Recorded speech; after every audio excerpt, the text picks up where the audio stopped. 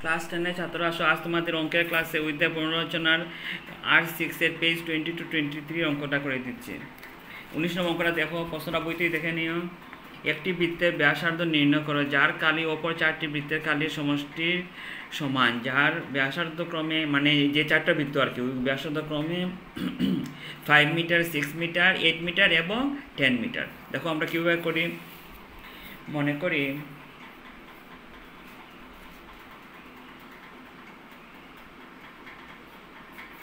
বড় বৃত্তের, মানে যে একটা বড় বৃত্তের তো চারটা বৃত্তের সমান হবে, তো এই জন্য এটা বড় ধরে নিলাম। বড় বৃত্তের ব্যাসার্ধ সমান ক্যাপিটাল আর ধরে নিলাম, এবং চারটি বৃত্তের, যে ছোটো বৃত্ত যেগুলো আছে, চারটি বৃত্তের ব্যাসার্ধ ক্রমে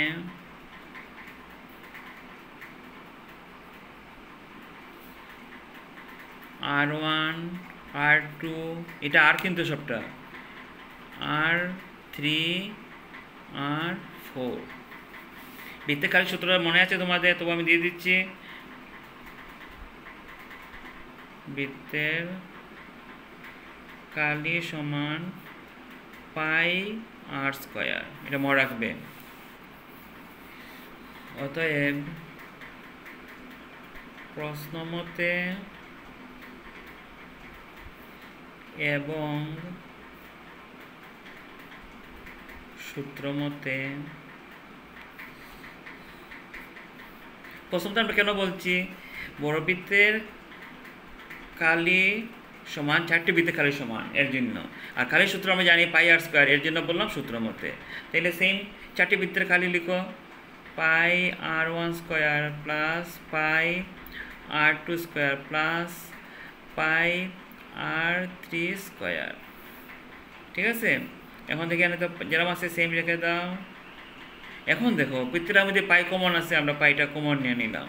তাহলে কী রইল, R1 square plus R2 square plus R3 square. এখানে দেখো দুই সাইড থেকে আমরা মানাংশ কাটতে পারি, সমীকরণের নিয়মই এটা।